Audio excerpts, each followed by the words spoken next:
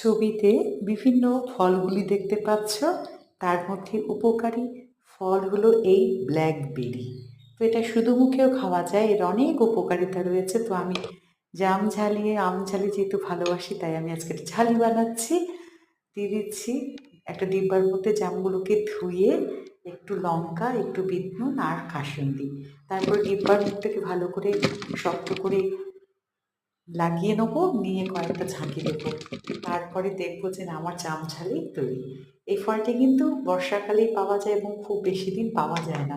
যখনই পাবে তখনই খাবে, ভীষণ উপকারী ফল। আমি তো যখনই পাই শুধু মুখেও খাই, ঝালি যেহেতু, মাখা যেহেতু আমার প্রিয়, তাই আমি মেখেই খাই। তো কেমন লাগছে দেখো, তোমরাও মেখে খেও। আমি কিন্তু রেডি হয়ে গেছে বলে এখন সবাইকে দিয়ে আমিও খেয়ে নেবো। টাটা।